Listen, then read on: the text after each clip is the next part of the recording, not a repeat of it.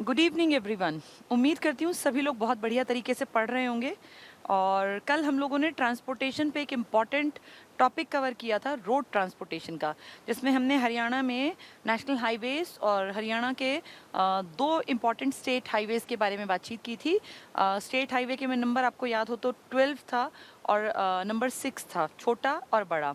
और हमने national highways में देखा था ऑल ओवर इंडिया जो सबसे लंबा नेशनल हाईवे है नंबर 44, जो पहले जीटी रोड था, कभी NH1 NH2 बना, वो आज वही NH44 के नाम से आपके हरियाणा में अंबाला से एंटर होता है। और अंबाला शहर, अंबाला कैंट, बिल्कुल उसी जीटी रोड पर, पुराने जीटी रोड पर आज नेशनल हाईवे नंबर 44 पर। और फिर वहाँ से वो कुरुक्षेत्र की तरफ आ जाता है। कुरुक्षेत्र में शाहबाद है और आपका पीपली है जहाँ चिड़ियाघर है। शाहबाद जो आपका हॉकी का गढ़ कहलाता है, यहाँ से आगे वो करनाल की तरफ आता है। नीलोखेड़ी है और घरौंडा है और अपना ये तराइन, जहाँ की ऐतिहासिक 1191, 1192 और 1215 में 3 लड़ाइयाँ हुई थी। और इसके बाद फिर ये आता है पानीपत में, समालका में। इसके बाद अपना सोनीपत के 4 इंपॉर्टेंट शहर कह लीजिए, कस्बे कह लीजिए। गन्नौर जहाँ इंटरनेशनल मंडी सब्जियों और फलों की विकसित हो रही है। और दूसरा आपका ये मुरथल जो कि फेमस है अपने ढाबों के लिए। और तीसरा हमने पढ़ा था अपना राई, जो इंडस्ट्रियल एरिया भी है, मेगा फूड पार्क भी है वहाँ पर। और एक था कुंडली, जहाँ पे कि ये अपना ये राई में अगर बात करें तो स्पोर्ट्स ये है ना अपना मोतीलाल नेहरू स्पोर्ट्स स्कूल 1973 में जो एक एक्सपेरिमेंटल स्कूल बना था।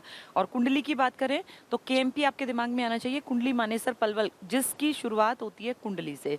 ये चारों, इसके बाद NH44 एंटर करता है दिल्ली में। और दिल्ली से आगे हमारे हरियाणा के फरीदाबाद में, फरीदाबाद सूरज कुंड उसी के किनारे बसे हुए हैं।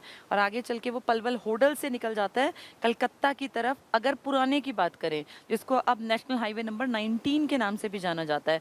और 44 की बात करूं तो वो सीधा चला जाएगा, क्योंकि उसको तो कन्याकुमारी तक जाना है। 37-45 किलोमीटर उसकी दूरी है, लंबाई है। इसका मतलब 3745 किलोमीटर। ठीक है, कल हमने देखा था हरियाणा का सबसे लंबाई तो देश का था, हमारे यहाँ कम था। हमारे हरियाणा में सबसे ज्यादा लंबाई है 285.6 कह लो या 286 किलोमीटर कह लो, NH नंबर 9 की। 9 कौन सा, जो दिल्ली से हमने बहादुरगढ़ रोहतक पूरा कवर किया था ना, बहादुरगढ़ झज्जर, उसके बाद महम, अस्थल, बोहर, सांपला, रोहतक वाला हिस्सा। फिर आगे गया तो देखो, याद करो, उसमें हांसी, हिसार, अग्रोहा, फतेहाबाद, सिरसा और डबवाली से होता हुआ वो आगे फाजिल्का पंजाब की तरफ चला गया था। नंबर 9 था पहले, यही NH10 था। मैंने कल भी कहा था इसके ऊपर एक मूवी बनी थी। अब ये NH नंबर 9 है। फिर हमने कल देखे थे NH नंबर 152, 52, 352। याद करो, नरवाना के हेरफेर में मैंने आपको समझाया था, एक नीचे पाली तक राजस्थान तक, एक ऊपर हमारा अंबाला कुरुक्षेत्र के रूट पर, और एक नीचे बावल रेवाड़ी तक। तो ये सारी चीज़ें हमने कल देखी थी।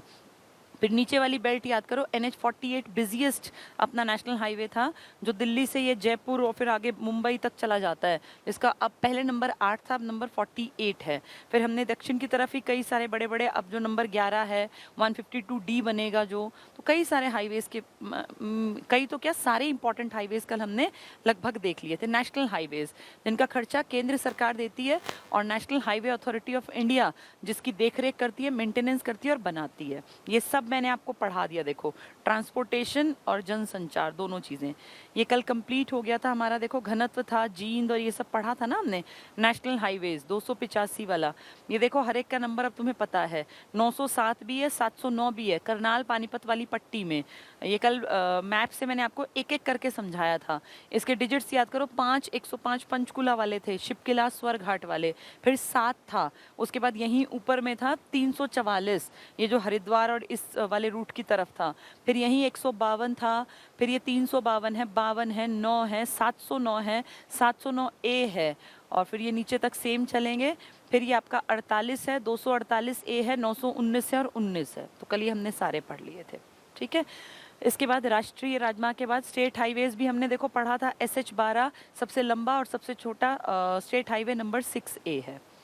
ठीक है, ये पढ़ लिए थे हमने, सारे देख लिए थे। एक्सप्रेसवे ये आज का टॉपिक था। ठीक है, ये पढ़ना था। मैंने कल कहा था कि इसको सीधे रटना नहीं है, इसको थोड़ा सा समझेंगे। और द्वारका एक्सप्रेसवे है, पानीपत एक्सप्रेसवे है, KMP होगा, और एक आपका थोड़ा सा KGP के बाद, क्योंकि उससे लगा हुआ है। देखो, अब पहले इस टॉपिक को थोड़ा सा समझ लें, फिर ये हमें आसान दिखेगा। हम बात कर रहे हैं एक्सप्रेसवे की। ये क्या होता है? Express way.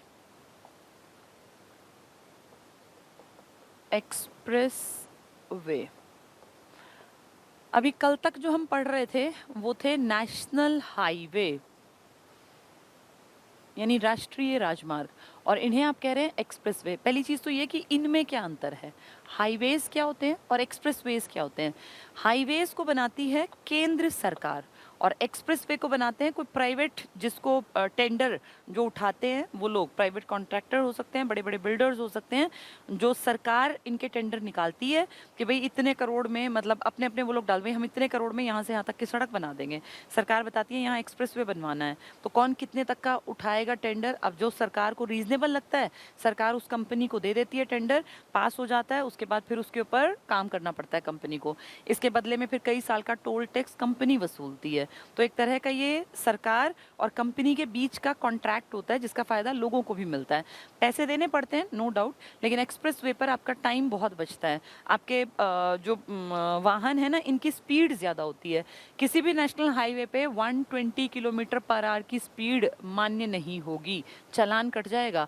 हाईवेज पर आपको कहीं भी, जहाँ ये गांव के आसपास से निकलते हैं, आपको ब्रेकर मिल जाएंगे।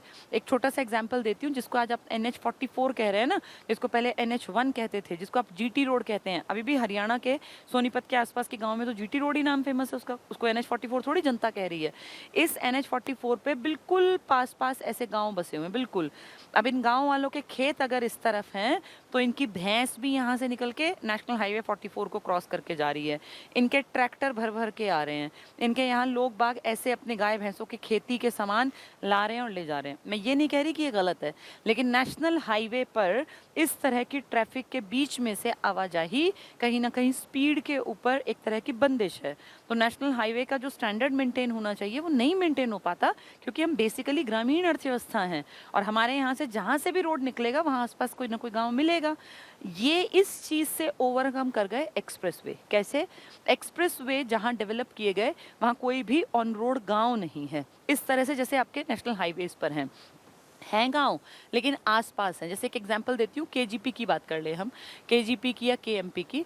तो आप देखो KGP KMP पे अगर आपको जाने का मौका मिले तो बिल्कुल सड़क ऐसे धड़ल्ले से भागती हैं गाड़ियाँ, और मिनिमम स्पीड, जैसे जो मैक्सिमम स्पीड वहाँ दे रखी है वो 120 किलोमीटर दे रखी है, जो मान्य है। इस पे गाड़ी चलाने पे आपका चालान नहीं कटता, तो आप उस स्पीड को मेंटेन कर पाते हैं। लोग चलाने को तो 150-200 भी चलाते हैं, वो उनकी गलती है, लेकिन 120 की मान्यता मिली हुई है, तो कितनी बड़ी बात है।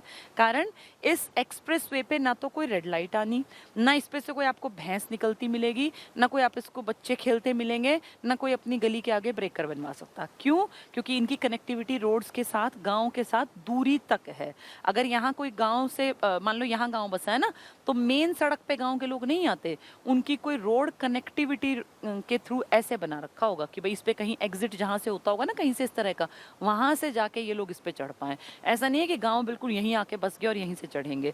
तो एक्सप्रेस वे पे हमेशा स्पीड ज्यादा होती है, ब्रेकर्स नहीं होते, रेड लाइट नहीं होती, स्पीड अच्छी स्पीड मेंटेन की जा सकती है। जबकि अगर हाईवे की बात करें तो यहाँ पे गाँव हो सकते हैं, यहाँ पे स्पीड एक लिमिट की हो सकती है, और बहुत बार तो ऐसा भी होता है कि हाईवेज पर भी अगर कंजेशन के एरियाज हो तो रेड लाइट जैसी कंडीशंस पैदा कर दी जाती हैं। ठीक है, तो ये अंतर है एक्सप्रेसवे और हाईवे का, सबसे बड़ा अंतर। स्पीड बहुत बड़ी चीज़ है, जिसके कारण आज के टाइम में बिजनेस जो क्लास के लोग हैं ना, वो एक्सप्रेसवेज पर चलना ज़्यादा बेहतर मानते हैं, क्योंकि अब एक्सप्रेसवे पे ना तो उनको रुकना पड़ता, और बड़े बड़े ट्रक्स हैं और इस तरह का माल ढोते हैं, तो वो एक्सप्रेसवे पे उनको दिन रात वो चल सकते हैं। तभी तो आपके देश में स्वर्णिम चतुर्भुज जैसी योजनाएं हैं, दिल्ली, मुंबई, कलकत्ता, चेन्नई को जोड़ने के जो ये बहुत बड़े बड़े प्रोजेक्ट्स हैं। तो ये एक्सप्रेसवे की हम बात करेंगे सबसे पहले। हमारे हरियाणा में मेनली तो 3 हैं जिनसे आप जुड़े हुए हैं। चौथे को इसलिए कह देते हैं क्योंकि कुंडली से ही वो भी स्टार्ट होता है, तो आपका कुंडली है और पलवल पे खत्म होता है। देखो, सबसे पहले हम बात करेंगे हम दिल्ली से कैसे कनेक्टेड हैं। तो दिल्ली का एक इलाका पड़ता है द्वारका, बहुत पॉश और बढ़िया इलाका है। और जैसे आज ये नोएडा विकसित है ना, ऐसे सबसे पहले दिल्ली ही विकसित हुआ था, मतलब फ्लैट सिस्टम जिसको बोलते हैं, पूरे का पूरा शहर बहुत तरीके से सोच समझ के प्लान्ड सिटी जो बसाई गई वो द्वारका है दिल्ली का। बहुत सारे सेक्टर्स हैं और चौड़ी सड़कें हैं, बहुत सोच समझ के इसको प्लान करके बसाया गया था। द्वारका एक्सप्रेस वे बना हुआ है। और द्वारका एक्सप्रेस वे क्या है, द्वारका से जो दिल्ली का इलाका है गुरुग्राम हमारे गुड़गांव तक ये बहुत तेज़ गति से चलने वाली सड़क है। और द्वारका और गुड़गांव को आपस में कनेक्ट ऐसे किया गया है, 28 किलोमीटर का ये स्ट्रेच है। दिल्ली के धौला कुआं से स्टार्ट होता है, लेकिन आपको वो नहीं याद रखना क्योंकि आप मेन की बात करेंगे तो द्वारका एक्सप्रेसवे इसका नाम है, ठीक है। तो 28 किलोमीटर है, जिनमें से 18 किलोमीटर ये हरियाणा में है और 10 किलोमीटर ये दिल्ली में है। ये आपके दिल्ली के धौला कुआं से अगर कोई गाड़ी चढ़ती है द्वारका एक्सप्रेसवे पे तो वो 28 किलोमीटर क्रॉस करते करते गुड़गांव उतर जाएगी, जबकि अगर वैसे आप जाओगे ना तो आपको घंटों लग जाएंगे। इसमें एक्सप्रेसवे में स्पीड ज़्यादा होगी, ब्रेकर्स नहीं होंगे, रेड लाइट्स नहीं होगी। हमारे पूरे इंडिया का सबसे बड़ा जो टोल टैक्स इकट्ठा करने के लिए जो लेन्स लगती हैं ना, वो ढेर आपने टोल टैक्स देखे होंगे, सुने होंगे। सबसे बड़ा टोल टैक्स का जो इलाका बना है वो इसी एक्सप्रेसवे पर बना है। तो सबसे ज़्यादा बड़ा टोल टैक्स कलेक्शन का अगर पूछे पॉइंट कहाँ है तो आप कहोगे द्वारका एक्सप्रेसवे पर, ठीक है। 28 किलोमीटर बहुत लंबा नहीं है, लेकिन फिर भी क्योंकि इसकी इंपॉर्टेंस है, आवाजाही है। और उससे बड़ी बात, ये जो आपका गोल्डन क्वाड्रिलेटरल है ना, गोल्डन क्वाड्रिलेटरल पता होगा ना आपको, 4 बड़े शहर जोड़ने के लिए दिल्ली, मुंबई, चेन्नई और कैलकाटा, इनको आपस में जोड़ना है 3x3 4x4 की लेन से। तो इसके लिए ये एक चतुर्भुज जैसा उभरेगा, मैथ्स का जैसा क्वाड्रिलेटरल होता है, तो इसको नाम दे दिया गोल्डन क्वाड्रिलेटरल। इसी का एक पार्ट है द्वारका एक्सप्रेसवे, जो आपके यहाँ कितने किलोमीटर है, 18 किलोमीटर, ठीक है। छोटा है लेकिन इंपॉर्टेंट है। इसके बाद अगले की बात करते हैं, पानीपत वाला जो आपको पता होगा, पानीपत एक्सप्रेसवे जिसको आप कहते हैं, कोई बहुत लंबा नहीं है, ये और भी छोटा है, महज 10 किलोमीटर का है। पानीपत एक्सप्रेसवे, नाम एक्सप्रेसवे है तो समझ जाओ कि स्पीड अच्छी मेंटेन हो सकती है, पर 10 किलोमीटर में तो क्या बड़ी स्पीड मेंटेन करेंगे। अगर ये हो कि भाई 100 किलोमीटर का है तो ज़्यादा फायदा, लेकिन ठीक है, हमारे यहाँ है पानीपत एक्सप्रेसवे तो हमने पढ़ लिया कि अपना ये एक एक्सप्रेसवे है, ठीक है। 2 हो गए। तीसरा एक्सप्रेसवे, इसको थोड़ा सा समझना, आपके यहाँ NH44 जो हम कल पढ़ रहे थे, इस पे मैंने बताया था सोनीपत के 4 शहर पड़ते हैं, गन्नौर, कुंडली, गन्नौर के आगे मुरथल, मुरथल के आगे राई, राई के आगे कुंडली। तो हम यहाँ मान लें कि अगर यहाँ कुंडली है, इसको इमेजिन कर लो, ये वाला इलाका यहाँ ये कुंडली है, तो कुंडली से एक रोड स्टार्ट किया गया। पहले ये सीधा नेशनल हाईवे तो ऐसे ही जाता है ना दिल्ली की तरफ, यहीं से एक रोड स्टार्ट कर दिया जो रिंग की तरह घूम के यहाँ आ जाता है आपके पलवल में। तो पलवल आपका दिल्ली के पास तो है, पलवल फरीदाबाद दिल्ली के बिल्कुल नीचे तो है। तो इस तरह से एक हाफ रिंग, सेमी सर्कल सा बन गया। ये कुंडली का इलाका है, यहाँ आपका मानेसर पड़ गया गुड़गांव वाला, और ये आपका पलवल मान लीजिए। इसी को आप कहते हो KMP, KMP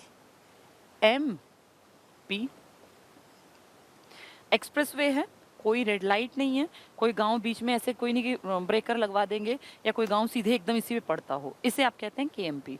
बहुत ज़्यादा बढ़िया है, अच्छी स्पीड से गाड़ियां चलती हैं। कई बार एक्सीडेंट्स की खबरें भी लगभग आ ही रहती हैं अखबारों में, वो थोड़ा सा ध्यान रखना चाहिए। अदरवाइज़ KMP बहुत ही बेहतर है आने वाले टाइम के लिए। और मैं तो इस पर कई बार जा चुकी हूँ, तो बहुत सुंदर अभी इसलिए भी लगता है क्योंकि चारों तरफ खेत ही खेत दिखते हैं, बीच में काफ़ी चौड़ी सड़कें हैं और चारों तरफ बहुत सुंदर एकदम से ग्रीन, लश ग्रीन एरिया दिखता है। अगर आप KMP पे गए हैं तो आप समझ सकते हैं इस चीज़ को, नहीं तो सिर्फ इमेजिन कर लो कि बहुत सुंदर खेतों के बीच में से गुजारा गया है ये, और ये पुल की तरह ऊपर की तरफ से गाड़ियां जाती हैं। इसलिए मैंने कहा कि कोई भैंस नहीं आएगी, कोई कनेक्टिविटी, ऐसा कोई गांव बिल्कुल ऑन रोड नहीं होगा, रेड लाइट नहीं है, आप एक स्पीड को मेंटेन कर सकते हैं, ठीक है। जैसे ये है ना, सेम ऐसे ही इधर भी एक सड़क है कुंडली से ही निकल के, और वो आ गई है पलवल, ठीक है। तो ये कुंडली, इसको कहते हैं KGP, कुंडली, G मतलब गाजियाबाद, और ये है आपका पलवल। तो KGP, 2 शहर तो आप ही के हैं, कुंडली और पलवल। आपकी तरफ आया तो KMP बन गया, और उस तरफ गया यूपी की तरफ तो बन गया KGP। तो KMP और KGP, एक अंगूठी को इमेजिन कर लो गोल, एक जैसे छल्ला होता है कोई, आधा आपकी तरफ कवर कर गया, आधा ये गाजियाबाद की तरफ। स्टार्टिंग पॉइंट कुंडली है और एंड पॉइंट पलवल है, इसीलिए इंपॉर्टेंट है क्योंकि दोनों हरियाणा के हैं। तो केएमपी और केजीपी की लगभग दूरी भी बराबर है, 0.6 किलोमीटर का डिफरेंस है, वरना दोनों बिल्कुल बराबर दूरी के हैं। ठीक है, 2018 में खुद पीएम मोदी ने इसका उद्घाटन किया था। जो इस तरफ जाता है और जो आपकी तरफ आता है, आपकी तरफ वाले का नाम रख दिया वेस्टर्न पेरिफेरल, पश्चिमी परिधीय एक्सप्रेसवे, वेस्टर्न पेरिफेरल, क्योंकि इस तरफ वैसे भी वेस्ट डायरेक्शन ही होती है। अब मैप को अगर याद करो भारत के, को इस तरफ ईस्ट होती है, तो केजीपी का नाम है ईस्टर्न पेरिफेरल, यानी पूर्वी, ईस्टर्न पेरिफेरल, पूर्वी परिधीय, और इसका नाम है वेस्टर्न पेरिफेरल एक्सप्रेसवे। वेस्ट से बना ना, वेस्टर्न पेरिफेरल। ठीक है, ये केजीपी है इधर वाला, और आपके वाले का नाम है केएमपी। दोनों की लगभग दूरी समान है, 0.6 किलोमीटर, कोई बड़ी बात नहीं है। इन दोनों पे गाड़ियां बहुत बढ़िया स्पीड से भागती हैं। और जब इस तरफ अपने वाले पे चलते हैं ना, जैसे पीछे मौसम था धान का, तो पूरे में धान ही धान थे। अब जो मौसम चल रहा है गेहूं का चल रहा है ना, तो अगर आप इस पट्टी पे कभी जाएंगे तो आपको चारों तरफ गेहूं ही गेहूं दिखेगा। और जब आप केजीपी पे जाएंगे ना, अभी मुझे 5-7 दिन पहले जाने का मौका मिला, तो पूरी पट्टी पे गन्ना ही गन्ना था, बहुत ज़्यादा गन्ना। क्योंकि इस तरफ जो इलाका है ना, ये यूपी का, ये धान भी पैदा करते हैं, लेकिन बहुतायत में गन्ना दिखा। और इस तरफ अब जाएंगे तो यहाँ हमें ये अपना गेहूं ही गेहूं मिलेगा। ये गेहूं भी पैदा करते हैं, धान भी और गन्ना भी। भैया यूपी तो बहुत उपजाऊ है, ऐसे ही हरियाणा भी उपजाऊ है। लेकिन आप इस पे चलोगे ना इस टाइम पे, तो आपको 90% चारों तरफ नजर घुमाने पे गेहूं के दर्शन होंगे। और इस तरफ अभी जाओगे, मैं हफ्ते भर के अंदर दोनों जगह गई थी, यहाँ पूरा मेजोरिटी आपको गन्ने से भरा हुआ मिलेगा। ठीक है, तो केजीपी और केएमपी दोनों एक्सप्रेसवे हैं। तो आपको चारों एक्सप्रेसवे समझ में आ गए होंगे। एक द्वारका वाला, द्वारका से अपना गुड़गांव वाला, और उस पर सबसे बड़ा टोल जो है वो लगा हुआ है, एशिया का भी सबसे बड़ा कहते हैं उसको। और एक हमने देखा पानीपत एक्सप्रेसवे, वो तो ज़्यादा लंबा नहीं है, 10 किलोमीटर का है।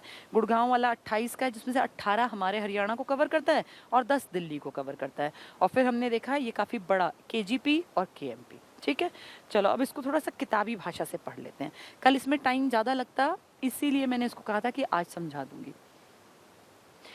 अब इसमें हम सारे चारों एक्सप्रेसवेज के बारे में बातचीत करेंगे। देखो सबसे पहले क्या लिखा है, हरियाणा के प्रमुख एक्सप्रेसवे। तो पहला लिखा है द्वारका एक्सप्रेसवे। द्वारका आपका बिल्कुल नहीं है, दिल्ली की जगह है, लेकिन क्योंकि गुड़गांव में आएगा इसलिए हम इसको पढ़ते हैं। उत्तरी परिधि, अभी मैंने आपको बताया पश्चिमी और पूर्वी परिधि है, तो आपके समझ में आ गई वो रिंग। पश्चिमी में आप बैठे हैं केएमपी वाले, और पूर्वी में वो यूपी वाले बैठे हैं केजीपी वाले। अब इसका नाम है उत्तरी परिधीय, पेरिफेरल, यानी नॉर्दर्न पेरिफेरल रोड। गुड़गांव और द्वारका जो दिल्ली है, इसके बीच बनाई जाने वाली 8 लेन की सड़क है, जिसको द्वारका एक्सप्रेसवे कहा जाता है। तो वो पूछेंगे कि हरियाणा में कौन कौन से परिधीय हैं, तो आप कहोगे हमारे हरियाणा में पश्चिमी परिधीय भी है, जो ये केजीपी है, ये केएमपी, और पूर्वी परिधीय भी है, और उत्तरी परिधीय। उत्तरी का नाम क्या है, द्वारका एक्सप्रेसवे। आपके हरियाणा में 18 किलोमीटर है, 10 किलोमीटर दिल्ली में। केजीपी और केएमपी, केजीपी जो है वो यूपी का इलाका कवर करता है काफ़ी सारा, और केएमपी पूरे हरियाणा को कवर कर जाता है, क्योंकि ये गोल जो ये रिंग सेमी बनाई थी मैंने, वो पूरे हरियाणा में है। ठीक है, इसकी कुल लंबाई 28 किलोमीटर है, 18 किलोमीटर हरियाणा में और 10 किलोमीटर दिल्ली में है। ये एक्सप्रेसवे स्वर्णिम चतुर्भुज, मैंने ड्रॉ करके दिखाया ना, दिल्ली, मुंबई, कलकत्ता और चेन्नई, इनको जोड़ेगा 3x3 4x4 की लेन से। तो ये स्वर्णिम चतुर्भुज योजना का हिस्सा है। और जब ट्रेन जोड़ेंगी ऐसे दिल्ली, मुंबई, कलकत्ता, चेन्नई को, तो वो डायमंड क्वाड्रिलेटरल है। ये स्वर्णिम है ना, गोल्डन, वो डायमंड है। ट्रेन जोड़ें चारों को तो डायमंड, और अगर रोड जोड़ें चारों को तो स्वर्णिम हिस्सा है। इसका निर्माण राष्ट्रीय राजधानी दिल्ली हरियाणा सीमा पर किया गया। तो भी तो बात कर रहे हैं आपके गुड़गांव की, मैंने आपको धौला कुआं बताया। ठीक है, एशिया का सबसे बड़ा टोल प्लाजा, ये बिल्कुल सच्ची बात है, सबसे बड़ा है, इंडिया का भी, एशिया का भी, उत्तर भारत का भी, हरियाणा का भी। तो एशिया का सबसे बड़ा टोल प्लाजा, कहीं कहीं तो लिख रहे हैं कि 40 लेन बन गई इसमें, दिल्ली गुड़गांव एक्सप्रेसवे पर ही स्थित है। तो पूछेंगे हरियाणा में सबसे बड़ा टोल प्लाजा कहाँ है, जानबूझ के पूछ लेंगे, क्योंकि भारत का भी यही है, हरियाणा का भी है, और ये एशिया का भी सबसे बड़ा है। तो आप कहोगे एक्सप्रेसवे हमारे द्वारका वाले पर। नेक्स्ट है पानीपत एक्सप्रेसवे। पानीपत एक्सप्रेसवे का निर्माण दिल्ली और पानीपत के बीच किया गया है, और ये एक भाग है, ये थोड़ा सा गलत छप गया है, NH 44 का। ठीक है, कोई दिक्कत नहीं। इसकी कुल लंबाई 10 किलोमीटर है। इसका निर्माण लार्सन एंड टर्बो, आपको पता है ना कंपनी है एक लार्सन एंड टर्बो, जो कि बहुत सारे इसमें चीज़ों में जो बड़ी बड़ी कंस्ट्रक्शन है, इंफ्रा, इनमें काम करती है, तो इस कंपनी ने किया है, लार्सन एंड टर्बो कंपनी द्वारा। अभी मैंने बताया आपको एक्सप्रेसवे प्राइवेट डीलर्स बनाते हैं और हाईवेज, नेशनल हाईवेज हमेशा सरकार बनाती है, ठीक है। अगला है कुंडली, 10 किलोमीटर का है तो बहुत ज़्यादा बड़ा नहीं है। नेक्स्ट देखो केएमपी, कुंडली, मानेसर, पलवल, तो तीनों आपके ही हैं। कुंडली भी आपका, मानेसर भी आपका, पलवल भी आपका। इसका मतलब आधी वो रिंग जो है वो आपके वाली। कुंडली, मानेसर, पलवल केएमपी एक्सप्रेसवे का निर्माण हरियाणा में किया गया, पूरा हरियाणा है, केजीपी में तो यूपी आ गया। ये एक्सप्रेसवे नेशनल जो हाईवे थे 1, 2, 8 और 10 को आपस में जोड़ता है। अब आप 1, 2 समझ जाओ, जीटी रोड जिसको आप कह रहे थे, 8 समझ जाओ जिसको हम 48 कह रहे हैं आज, जयपुर वाला, और 10 लिखा है ना इसमें, तो आज का 9, तो अपने दिमाग में बना लो, कल हमने सारे पढ़े हैं ये।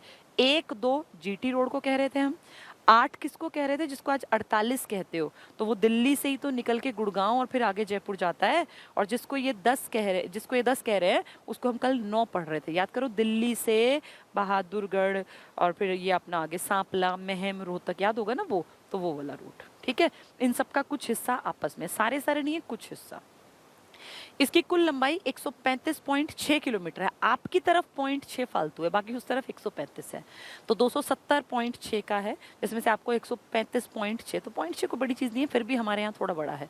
तो इसकी कुल लंबाई 135.6 किलोमीटर है। 5 जिले, सोनीपत को टच करेगा, कॉमन सेंस है, कुंडली वहीं पर है, और एमपी है ना, एम मतलब मानेसर, तो गुड़गांव है, पी मतलब पलवल, बीच में क्या आ गया, मेवात और झज्जर। तो सोनीपत वो जो गांव का इलाका पूरा, मैंने आपको कहा कि आज के टाइम में आपको वहाँ गेहूं ही गेहूं दिखने हैं, तो वो यही तो इलाका है, यही तो बेल्ट है पूरी, सोनीपत और मानेसर का गुड़गांव और पलवल, ये तो कॉमन सेंस है। केएमपी का मतलब बीच में मेवात और झज्जर, और याद कर लो, ठीक है। तो मेवात, झज्जर, इनको भी कवर करता है, इससे गुजरता है। कुंडली, मानेसर, पलवल एक्सप्रेसवे को पश्चिमी परिधीय एक्सप्रेसवे भी कहा जाता है, वेस्टर्न पेरिफेरल एक्सप्रेसवे। उत्तरी कहेंगे तो आप द्वारका वाले का नाम लोगे, द्वारका एक्सप्रेसवे का, ठीक है। 18 किलोमीटर आपका, 10 किलोमीटर दिल्ली का, 28 टोटल का, सबसे बड़ा टोल प्लाजा जहां पर है। अगर वो कहें वेस्टर्न तो अपने कुंडली वाले को याद कर लेना, ईस्टर्न कहें तो केजीपी को याद कर लेना। अब अगला है कुंडली, गाजियाबाद, पलवल, आ गया केजीपी एक्सप्रेसवे। इसकी इस 6 लेन के एक्सप्रेसवे की कुल लंबाई 135 और आप वाले की 135.6, आपके द्वारका वाले की आपके यहाँ 18 और दिल्ली में 10, आपके पानीपत वाले की महज 10 किलोमीटर, और इसकी कहें तो 135। इसे पूर्वी परिधीय एक्सप्रेसवे भी कहा जाता है। पेपर में आ जाएंगे 4, वो कहेंगे northern peripheral expressway, western peripheral expressway, eastern peripheral expressway और साउदर्न या दक्षिणी पश्चिम, ये परिधीय। तो आप ध्यान रखना, आपने 3 पढ़ ली, कौन कौन सी, आपने नॉर्दर्न में पढ़ लिया द्वारका वाला, आपने वेस्टर्न में पढ़ लिया अपने वाला के एमपी वाला, और ईस्टर्न में पढ़ लिया केजीपी वाला। वो 135 है गाजियाबाद वाला, आपका 135.6 है, और ये एक्सप्रेसवे द्वारका वाला 28 है, और अगर पानीपत पूछ लें तो 10 किलोमीटर, लार्सन एंड टर्बो ने बनाया वो, ठीक है। तो हमने चारों एक्सप्रेसवे देख लिए मेन में। रेल परिवहन तो मैंने आपको बहुत डिटेल से पहले ही पढ़ा रखा है, और रेल मार्ग भी आपको समझा रखे हैं पूरे, मेट्रो रेल भी बिल्कुल डिटेल से हमने पढ़ा हुआ है, और नए रेल मार्ग तो भी पुराने हो गए, क्योंकि जब किताब के लिए लिखे थे तब ये रेवाड़ी की 6 लाइंस आपको समझा रखी हैं। वायु परिवहन पूरा बताया हुआ है मैंने आपको, एरोस्पोर्ट्स वाला भी, जन संचार ये भी पढ़ाया था अगर तुम्हें याद हो। आकाशवाणी रोहतक 1976, 1991 और 1999 बताए थे ना ये। आकाशवाणी रोहतक, कुरुक्षेत्र, हिसार, हिसार का लेट बना है, फिर इसके 1-2 साल बाद ही 2002 में दूरदर्शन केंद्र भी बन गया, देखो ये रहा। और खुद कौन आई थी, सुषमा स्वराज, क्योंकि तब वो इस मिनिस्ट्री को देख रही थी, सूचना प्रसारण मंत्रालय को। पत्रकारिता, बस ये एक छोटा सा टॉपिक रह गया पत्रकारिता का। इसके बाद पत्रकारिता के बाद सिनेमा मैंने आपको करा दिया था। देखो इस टॉपिक में सिर्फ एक टॉपिक छूटा है हमारा, उसका नाम है पत्रकारिता। आज पत्रकारिता नहीं कराती, थोड़ा बोरिंग सा टॉपिक है, कल कराऊंगी। जैसे आज एक और इम्पोर्टेंट टॉपिक इंट्रोड्यूस कर देती हूँ जो आपका बहुत इंपॉर्टेंट है। कुछ लोग कह रहे थे कि मैम पॉपुलेशन नहीं कराया, एक दिन की कहानी है, हार्डली आधे पौने घंटे का टॉपिक है, इसको कर लेते हैं आज पूरा। कल पत्रकारिता करा दूंगी, और एक आपकी स्पोर्ट्स पर्सनालिटीज़ रहती हैं, जिसमें मैंने स्पोर्ट्स के अवार्ड तो पढ़ा दिए थे, लेकिन स्पोर्ट्स पर्सनालिटीज़ रहती हैं, तो कल हम पढ़ेंगे स्पोर्ट्स पर्सनालिटीज़ और पत्रकारिता। छोटा सा पत्रकारिता का टॉपिक है और स्पोर्ट्स वाला भी बहुत लंबा चौड़ा नहीं है, क्योंकि हाल ही में तो कोई प्रतियोगिता हुई ही नहीं, 2018 के बाद तो कुछ भी नहीं हुआ, 3 साल बीतने को आ गए, तो इसलिए बहुत नई कहानी नहीं है, पर फिर भी जितनी है पुरानी है उनको जान लेंगे। तो कल हम कर लेंगे एक पत्रकारिता और एक स्पोर्ट्स वाला, फिर आपका सिर्फ एक टॉपिक बचेगा, और आप सब जानते हैं वो पशु जनगणना वाला है, वो मैं करा दूंगी आपको। आज क्या है, आज वेडनेसडे है, तो ठीक है, परसों इस हफ्ते में कंप्लीट हो जाएगा कोर्स। हरियाणा की जनसंख्या, हरियाणा की जनसंख्या ना आंकड़ों पर आधारित है, सब कुछ पेपर में अगर आती है तो, और मैं आपको बताना चाहूँगी कि आंकड़े नए नहीं हैं, ये आंकड़े अब तो सरकार ने निकाले ही नहीं हैं, अब तो आपके यहाँ ना आंकड़े आ ही नहीं रहे। इसके पीछे थोड़ी सी बातचीत करते हैं, फिर ये टॉपिक बहुत आसान दिखेगा। देखो, आपके देश भारत में, आप हरियाणा पर्सनल कोई जनगणना के आंकड़े नहीं होते, आपके पूरे देश के आंकड़ों में से आप एक स्टेट के रूप में अपने आंकड़े देखते हैं। भारत में पहली जनगणना हुई थी 1872 में। इस टाइम पे अंग्रेज़ों का राज था और लॉर्ड मेयो नाम के एक आदमी थे, जिनके नाम पे मेयो कॉलेज है अजमेर में। इनके टाइम में जब ये मुखिया थे ना भारत के, अंग्रेजों की तरफ से, महारानी ब्रिटेन की तरफ से वायसराय थे, तब इनके टाइम में पहली बार भारत में जनसंख्या की गिनती की गई। लेकिन ये आधा अधूरा सा काम था, कोई प्लान्ड तरीके से नहीं था। 1881 में फर्स्ट टाइम प्लान्ड तरीके से नियमित जनगणना की गई। इसका मतलब अब आगे से हम नियम बना रहे हैं, ऐसा उस टाइम पे कहा गया, हर 10 साल में लोगों की गिनती करेंगे। इस लोगों की गिनती को ही जनगणना या इसी को सेंसस कहा जाता है। सेंसस, CENSUS, सेंसस, जनता की गिनती करना। जब ये आपने क्लियर किया ना कि भाई 10 साल में हम एक बार करेंगे, तो लॉर्ड रिपन का टाइम था। लॉर्ड रिपन, रिपन एक बहुत अच्छा आदमी है जिसने इंडिया के लिए बहुत अच्छे अच्छे काम किए थे, कई बड़े स्टेप्स लिए थे। इसके टाइम में पहली नियमित जनगणना हुई और 1881 से 2011 तक हम प्राउडली कह सकते हैं कि कभी भी इस नियम को हमने टूटने नहीं दिया। इस बीच में फर्स्ट वर्ल्ड वॉर भी हुआ, सेकेंड वर्ल्ड वॉर भी हुआ, गांधी जी का असहयोग आंदोलन भी चला, सविनय अवज्ञा आंदोलन भी चला, क्विट इंडिया मूवमेंट भी चला, और न जाने कितनी ही बार भारत पे दिक्कतें आई। कभी चाइना से लड़ाई के रूप में इंडो साइनो वॉर 1962, कभी इंडिया पाकिस्तान की लड़ाई हुई 1965 में, कभी 1971 में, जिस साल आंकड़े आने थे, आपकी पाकिस्तान से फिर से लड़ाई छिड़ गई। इस बीच में कारगिल भी हुआ, और न जाने कितनी सारी तरह की प्रॉब्लम्स आई। आपके देश में इमरजेंसी भी लगी, लेकिन आपने इस नियम को जो 1881 में बना था कभी टूटने नहीं दिया। और आपने से मेरा मतलब है आपके भारत में गृह मंत्रालय ने, क्योंकि यही डिपार्टमेंट है जिसको ये काम करना पड़ता है हर 10 साल बाद।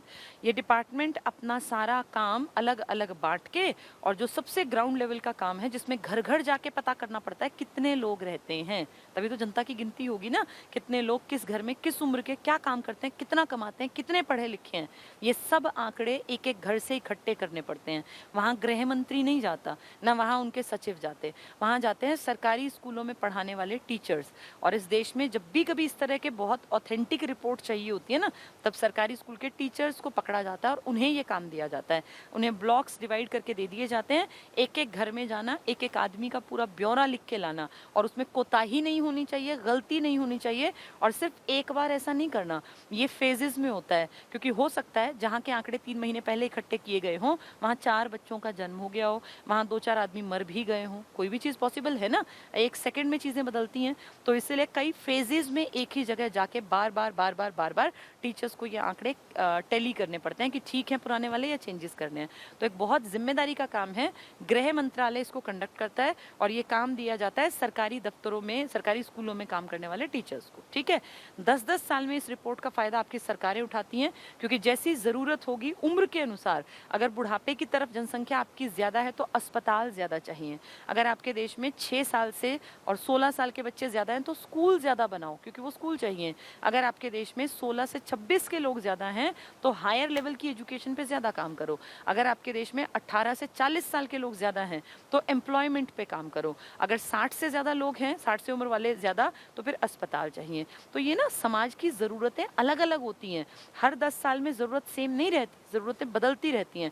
उन जरूरतों को देखा जाता है किस चीज की रिपोर्ट के बाद, जब जनगणना की रिपोर्ट आती है। तो आपने कभी इस काम को आज तक तो टाला नहीं था, लेकिन अब दुख के साथ कहना पड़ता है, ऐतिहासिक है, पहली बार 2021 में हम इस काम को नहीं कर पाए। और इसमें हमारी कोई गलती नहीं है, इसमें कमी रही है। ये जो बीमारी फैली थी, पेंडेमिक फैला था, जिसको आप कोरोना महामारी कह रहे थे, इस महामारी के कारण आप लोग जो हैं जाने में सक्षम ही नहीं थे टीचर्स, तो कहाँ किसी को भेजा जा, इस तरह तो फिर कोई ना कोई रोग फैल सकता था ना।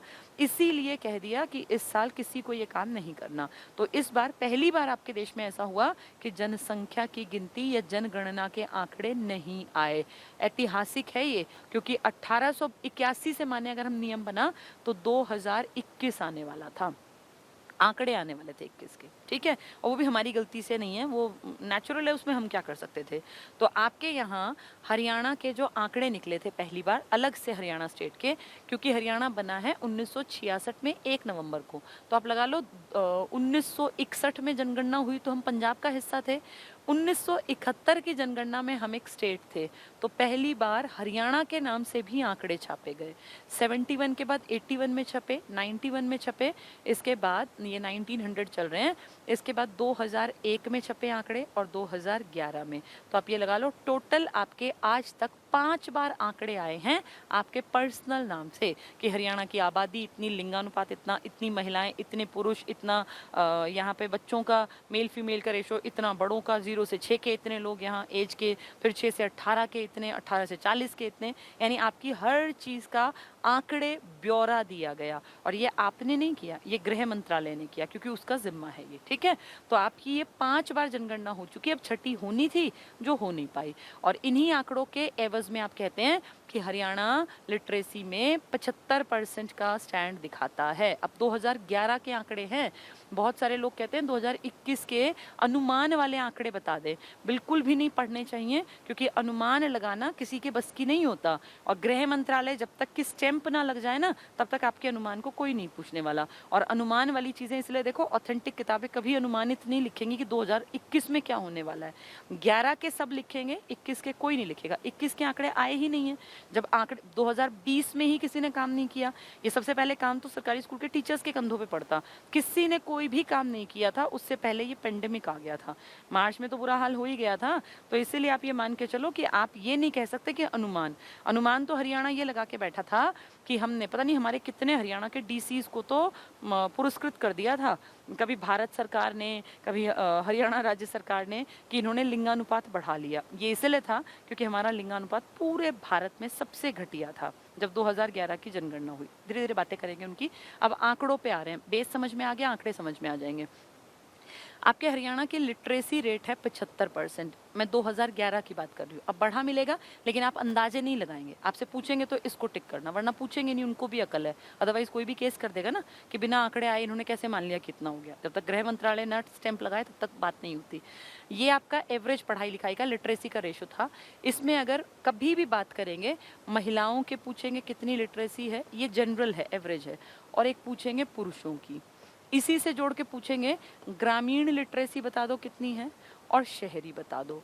तो अगर आप एक 75% याद रख पाते हैं, डिस्टिंक्शन के मार्क्स होते थे पहले ये, तो आपको सारी चीज़ें बहुत आसानी से याद हो जाएंगी। हरियाणा में महिलाओं की जब भी बात करें या देश में भी, तो जो एवरेज है ना, उससे हमेशा 10% कम होती है महिलाएं, क्योंकि महिलाएं कंपैरेटिवली कम पढ़ी लिखी हैं। आज भी ज़रूरत है औरतों की पढ़ाई लिखाई पे काम करने की। तो महिलाओं की जब बात करें तो 75 एवरेज आपको याद रखना है। इसके हेरफेर में आंकड़े घूमेंगे, तो आपने महिलाओं की लिटरेसी को 10 घटा दिया, तो कितने पे आके रुक गई? 65% पे। जब पुरुषों की बात करें तो इसमें 9 जोड़ देना, तो कितने पे आके रुक गई? 84% पे। आज भी लड़कों की पढ़ाई पर पेरेंट्स थोड़ा सा ज़्यादा ध्यान देते हैं बजाय लड़कियों की पढ़ाई के। टोटलिटी बदलने में टाइम लगेगा, अभी एक पीढ़ी और लगेगी सब चीज़ें बराबरी पर लाने में, ठीक है। ग्रामीण की बात करें, गाँव में लोग थोड़े से कंपैरेटिवली कम पढ़े लिखे होंगे, शहरों में थोड़े से ज़्यादा। इससे तो जब गाँव की बात करें तो इसमें से 4 घटा दो, 71% लोग पढ़े लिखे हैं। आपने कितने घटाए हैं? -4 किया है। महिलाओं में आपने कितना किया था? -10। पुरुषों में आपने जोड़ा था आगे, ऐसे ही शहरों में भी आगे जोड़ देना। माइनस यहाँ घटाया है ना, यहाँ जोड़ देना +8। तो 75 में 8 जोड़ोगे तो कितना आ गया? 83। औरतों की लिटरेसी पूछें तो 10 घटानी है, पुरुषों की कहें तो 9 जोड़नी है। गांव की पूछें तो 4 घटानी है, शहर की कहें तो 4 जोड़नी है। किस में? 75 में। 75 से 10 घटाया तो 65, 8 जोड़ा उसमें तो 83। दोनों अपोजिट बताए हैं, ये और ये बताया है। ठीक है, दिमाग थोड़ा सा एक्टिव रखना। ऐसे 75 में से 4 घटाए तो 71 यानी गांव की लिटरेसी, और 75 में 9% जोड़ दिया तो 84 यानी आदमियों की लिटरेसी। ठीक है, तो एक आंकड़े से हमने 4 चीजें देखी। हरियाणा में जन घनत्व की बात कर लेते हैं। आपका हरियाणा में लोग बहुत खुश हैं क्योंकि यहाँ मिट्टी बहुत उपजाऊ है, यहाँ कोई भूख से नहीं मरता। रिच स्टेट है हरियाणा, यहाँ खान पान बहुत बढ़िया, दूध दही का प्रदेश तो है ना हमारा। तो यहाँ पे पूरे देश में अगर एक बात करें कितने लोग आपके यहाँ पर प्रति वर्ग किलोमीटर में हैं इंडिया में, तो 382 व्यक्ति रहते हैं आपके यहाँ एवरेज पूरे देश में प्रति वर्ग किलोमीटर में। पूरे देश के 1 वर्ग किलोमीटर में कितने लोग मिलेंगे? 382। ये एवरेज है, इसमें पहाड़ भी आ गए, जंगल भी आ गए, दिल्ली जैसे कंजस्टेड भी आ गए जहाँ हजारों का आंकड़ा है। तो सब कुछ मिला के एवरेज निकला 382। अब इसमें हरियाणा की बात करें तो हमारा थोड़ा सा आंकड़ा बेहतर है, 573 व्यक्ति प्रति वर्ग किलोमीटर। ऐसा क्यों? हरियाणा में ज़्यादा क्यों है 382 से? क्योंकि हरियाणा एक ऐसा स्टेट है जहाँ कोई भी खतरा नहीं है, न कोई बहुत बाढ़ आने का खतरा, ना कोई भूकंप का खतरा, खेती बढ़िया, मैदानी भाग है, तो जनसंख्या की आबादी जो मिलेगी ना अपने टोटल वो ज़्यादा मिलेगी। तो उस हिसाब से हमारे यहाँ प्रति वर्ग किलोमीटर में देश के मुकाबले लोग भी ज़्यादा मिलेंगे। कितने? 573 व्यक्ति प्रति वर्ग किलोमीटर। अब इसमें भी वेरिएशन है हरियाणा में। हरियाणा के अगर सिरसा की मैं बात करूं तो वो बहुत कम है, वहाँ 303 व्यक्ति प्रति वर्ग किलोमीटर हैं। और वहीं मैं हरियाणा के फरीदाबाद की बात कर दूं तो वहाँ बहुत कंजेशन है, बहुत पास पास लोग रहते हैं। 1 वर्ग किलोमीटर में वहाँ 2, 4, 4 तो लगभग 2,500 व्यक्ति रहते हैं। सिरसा में जहाँ 1 वर्ग किलोमीटर में 303 आदमी हैं, वहीं आपके फरीदाबाद में 2442 व्यक्ति हैं। कितना वेरिएशन है, कहाँ 300 कहाँ 2400, तो ये तो 7 गुना, 3 7 3 8 8 गुना ज़्यादा लोग रहते हैं। इसका मतलब बहुत वेरिएशन आपके हरियाणा में भी है। ठीक है, तो ये याद रखना, अपना और अपना सबसे कम और अपना सबसे ज़्यादा। आपके यहाँ टोटल आबादी जो 2011 में थी वो थी 2,53,51,462 व्यक्ति। ये टोटल निकला था पूरे हरियाणा में, 2,53,51,462 व्यक्ति थे। इस 2,53,00,000 में से कुछ आदमी थे और कुछ औरतें थी। भाई ये तो डिवीजन तो होता ही है, आदमी आपके यहाँ ज्यादा थे, औरतें आपके यहाँ कम थी। एक मतलब 1 करोड़ आदमी 1 करोड़ औरतें। ठीक है, अच्छी बात है। लाख में अंतर आ जाएगा, यहाँ तो तुम्हें लग रहा है कि आधे आधे होंगे, लेकिन अब देखना, 1 1856 और 1 3494। अगर करोड़ देखे तो दोनों 1 करोड़ हैं, तो अच्छी बात है, आधे आधे हैं। लेकिन लाखों में देखो कितना अंतर आ गया। महिलाएं 1,18,00,000 हैं और पुरुष 1,34,00,000 हैं। इन दोनों का अंतर काफी बड़ा है, काफी बड़ा अंतर है और चिंताजनक है। ये शर्मनाक भी है, क्योंकि कहीं पे अगर आबादी कम और ज्यादा हो तो कुछ हजारों में हो, कुछ 100 में हो। आपकी आबादी महिलाओं की लाखों में कम है, और लाख तो बहुत बड़ी बात होती है, तो कई लाखों में कम है। 18 के बाद तो लगा लो 28 आएगा, 29, 30, 31, 32, 33, 34, 16 लाख औरतें कम हैं आपके हरियाणा में। तो बहुत ही बड़ी आबादी है। 16 लाख बराबरी पे लाने के लिए महिलाएं चाहिए, जो कि एक बहुत शर्मनाक आंकड़ा है। इसलिए हमें काम ज़्यादा करना पड़ेगा। हरियाणा को किया है, हमारी सरकारें दावा कर रही थी कि हमने 2021 में जो है इस जो डिफरेंस था इसको घटा दिया, और इसलिए देखो कन्या भ्रूण हत्या रुक गई, कितना ज़्यादा स्ट्रिक्टनेस हो गई कि अब उतना आसानी से पता ही नहीं चल पाता कि माँ के गर्भ में पलने वाला बच्चा लड़का है या लड़की है। तो जो ये बहुत स्ट्रिक्ट नियम किए ना, इतना बड़ा अंतर है, और हरियाणा वालों को फ्री छोड़ दें तो हो सकता है वो 1,18 को तो उतने पे रोक दें और ये बढ़ के और उसके मुकाबले बहुत ज़्यादा बढ़ जाए। क्यों? क्योंकि बेटियों को तो बढ़ने ही ना दें, और बेटों की जो पैदाइश है उसमें टोटलिटी बढ़ती रहे, तो वो फिर दिक्कत देगा। इम्बैलेंस इतना ज़्यादा नहीं निभना चाहिए ना, कैसे निभेगा वो? तो आपके यहाँ महिलाएं काफ़ी कम है। ये लगा लो करोड़ के बाद लाख में आते ही डिजिट में अंतर आ गया। 1000 को तो मैं देख ही नहीं रही, उसको छोड़ दो, और उसके बाद कुछ वो 100 निकलेंगे, वो मैटर ही नहीं करता। हमारे लिए मैटर है ये कि लाखों औरतें कम हैं आपके राज्य में। ये बहुत गलत है। ये टोटल आबादी है आपकी, इस आबादी का 65% हिस्सा गाँव में रहता है। आज भी हरियाणा गाँव में बसता है। हरियाणा का कल्चर बेसिकली एग्रीकल्चर ही है, और इसमें कोई शर्म की बात नहीं है, प्राउड की बात है कि हरियाणा आज भी गांव में बसता है। गांव में है, शहर धीरे धीरे तब्दील हो रहे हैं, आबादी बढ़ रही है, 35% लगभग लोग आपके शहरी हैं। तो अभी तो बहुत टाइम लगेगा हमें। ग्रामीण व्यवस्था कोई बुराई नहीं है, बशर्ते सुविधाएं गांव में भी हो जाएं। जैसे ट्रांसपोर्टेशन गांव में हो, बिजली गांव में हो, अच्छी शिक्षा गांव के बच्चों को मुहैया हो, तो गांव में रहना कोई बुरा नहीं है। गांव तब दिक्कत देते हैं जब ना वहाँ बिजली हो टाइम पे, ना वहाँ ट्रांसपोर्टेशन हो, ना बच्चों को शिक्षा मिले, तो गाँव पिछड़े हुए हैं। अगर गाँव में सारी सुविधाएं हैं तो गाँव में रहने में कोई दिक्कत ही नहीं है। गाँव में अगर कनेक्टिविटी अच्छी है शहर से, बच्चों को आना जाना आसान है, स्कूल की बसें बंधी हुई हैं, लोगों को रोजगार के टाइम पे आराम से बसेस मिल जाती हैं, ट्रेन के साथ कनेक्टिविटी है, तो गाँव में कोई दिक्कत नहीं है।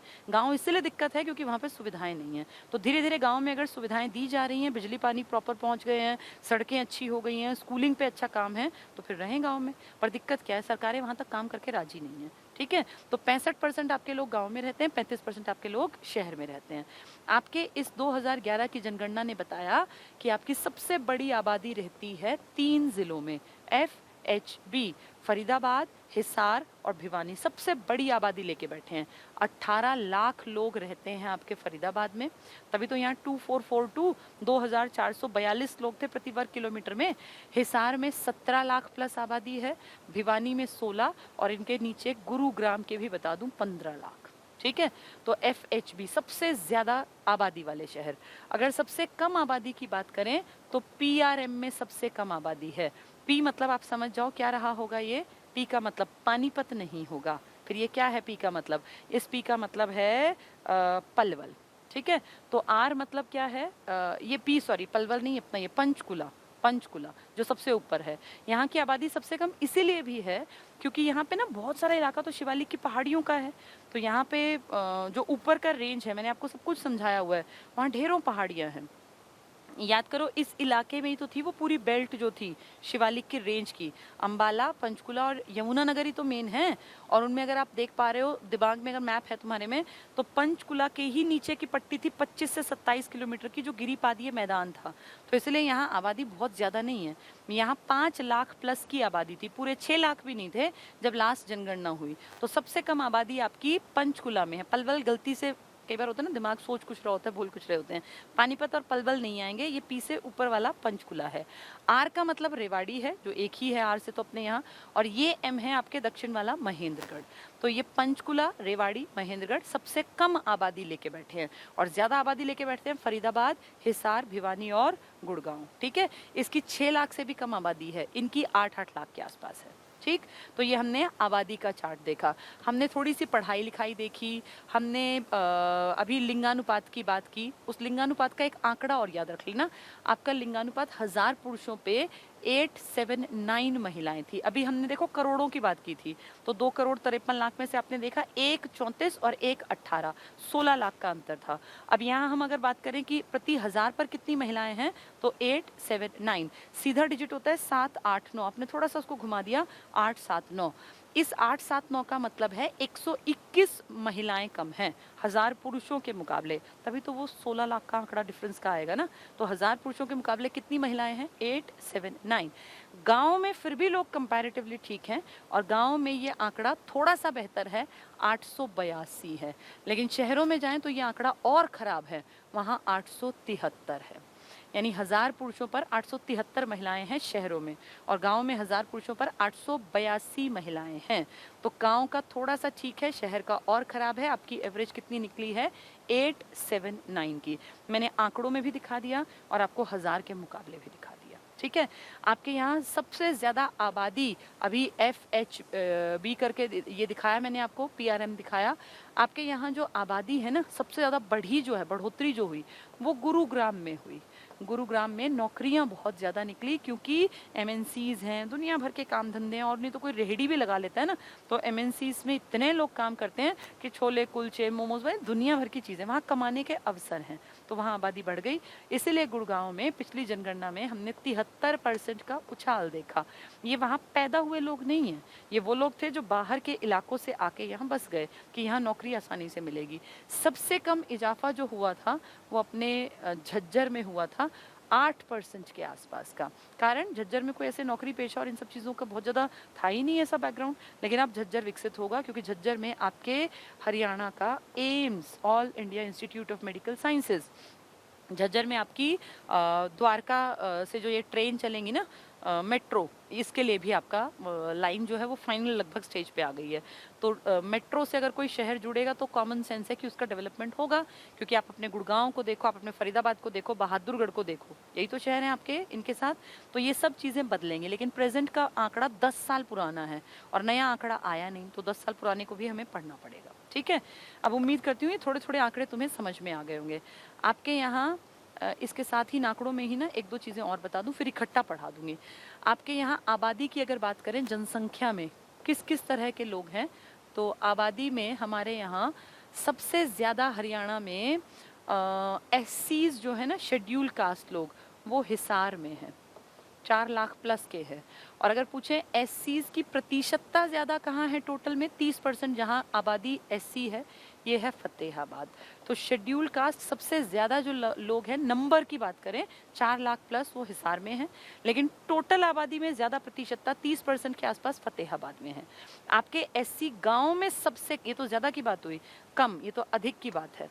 ठीक है, अगर वो कहें सबसे कम एससी कहाँ है ग्रामीण, तो आप कहोगे जहाँ आबादी कम है वहीं एससी भी कम होंगे। भाई एससी भी तो आबादी का ही हिस्सा है। तो पंचकुला में सबसे कम ग्रामीण एससी हैं और सबसे कम एससी भी हैं।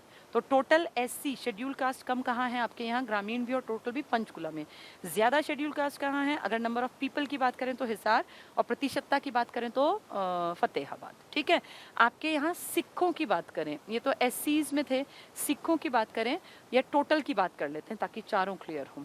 आपके यहाँ आबादी का एक बड़ा प्रतिशत तो हिंदू हैं, इसके बाद आपके यहाँ मुसलमान भी हैं, या मुस्लिम धर्म या इस्लाम कह लीजिए।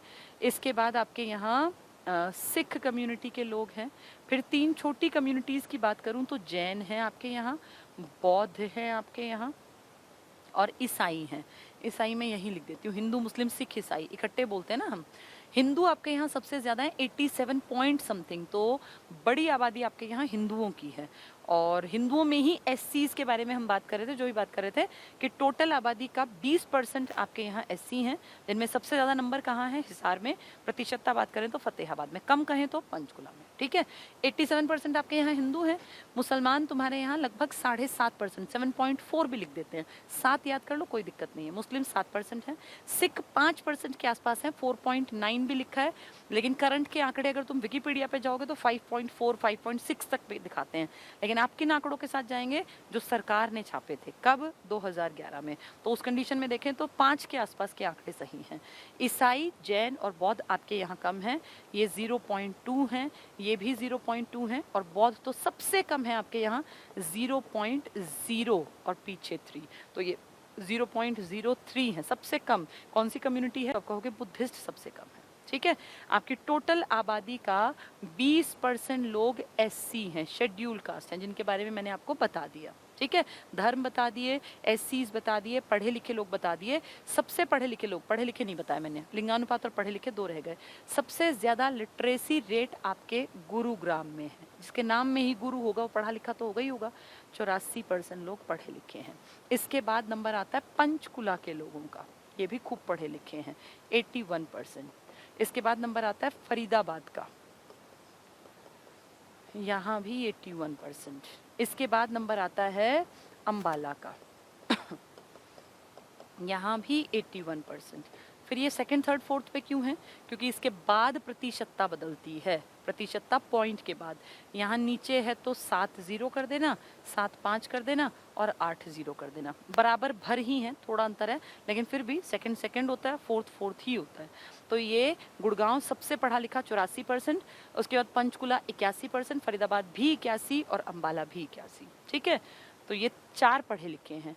बहुत दुख की बात है कि जो ज़्यादा पढ़े लिखे हैं वो सबसे खराब आंकड़ा दिखाएंगे लिंगानुपात का। आपके यहाँ ज़्यादा पढ़े लिखे हैं। अगर कम पढ़े लिखे की बात करें, ये तो प्लस मतलब ज़्यादा पढ़े लिखे, कम की बात करें तो सबसे कम पढ़े लिखे लोग आपके मेवात, जिसको आज आप नूह के नाम से जानते हैं, यहाँ हैं। यहाँ के सिर्फ 54%, आधे लोग पढ़े लिखे, आधे पढ़े लिखे हैं ही नहीं।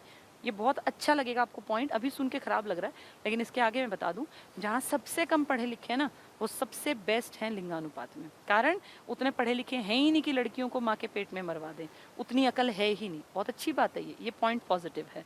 तो मेवात, जिसका सबसे खराब आंकड़ा है पढ़ाई लिखाई का, इनका लिंगानुपात हमारे हरियाणा की शान मान लो, नहीं तो बाकी तो तुम्हारी हालत ऐसी है कि किसी को बताया भी ना जाए कि यहाँ पे इतने महिलाएं कम हैं हर ज़िले में।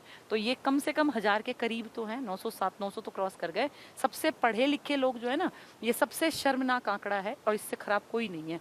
854 महिलाएं प्रति 1000 पुरुषों के मुकाबले। अब कहाँ 854 और कहाँ 907, वो सबसे कम पढ़े लिखे, ये सबसे ज़्यादा लिटरेट है। ठीक है, तो सबसे पढ़े लिखे लोगों की हालत देखो तुम लिंगानुपात में, ये फर्स्ट है किस चीज़ में, लिंगानुपात। लेकिन खराब किस में है, पढ़ाई लिखाई में। एक खराब पढ़ाई लिखाई में फतेहाबाद भी है, खराब पढ़ाई लिखाई में पलवल भी है, खराब पढ़ाई लिखाई में सिरसा भी है। कई इलाके हैं, कोई दिक्कत नहीं है। फर्स्ट और सेकंड का नाम याद रखना, किस किस का, एक मेवात का या नूह कह लो और एक फतेहाबाद का। बाकी लंबी लाइन के याद करने की जरूरत नहीं है। ठीक है, तो पढ़े लिखे सबसे ज़्यादा गुड़गांव, उसके बाद पंचकुला में, उसके बाद फरीदाबाद में और उसके बाद अम्बाला में। ये तीनों 81 हैं, नीचे 7.0, फिर उसके बाद 7.75, 0.8, फिर ऊपर 84.8 है, तो 84 भी याद रख लो। ठीक है, तो ये मैंने दोनों चीज़ें आपको बता दी। अगर पेपर में आए सबसे पढ़े लिखे लोग तो तुम कहोगे गुड़गांव, वो पूछेंगे सबसे ज़्यादा पढ़ी लिखी महिलाएं तो भी तुम कहोगे गुड़गांव नंबर 1 है। लेकिन कहीं सबसे पढ़े लिखे पुरुष कहाँ के हैं तो तुम कहोगे रेवाड़ी।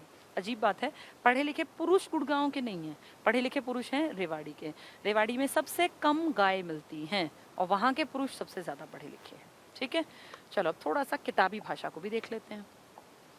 बहुत सारी चीज़ें मैंने पढ़ा दी, अब तुम्हें ये टॉपिक आसान दिखेगा, मैं रीड कर दूंगी उतने में तुम्हारा समझ बन जाएगी। देखो, पॉपुलेशन ऑफ हरियाणा,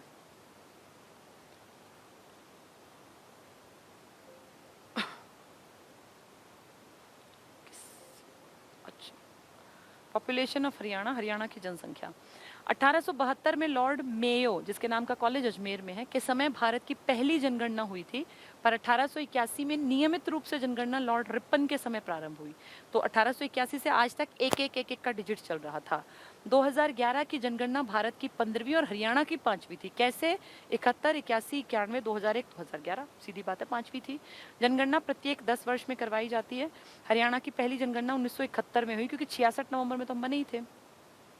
2001 ये 11 की जनगणना के अनुसार राज्य की कुल जनसंख्या 2,53,51,462, बहुत बार आ चुकी।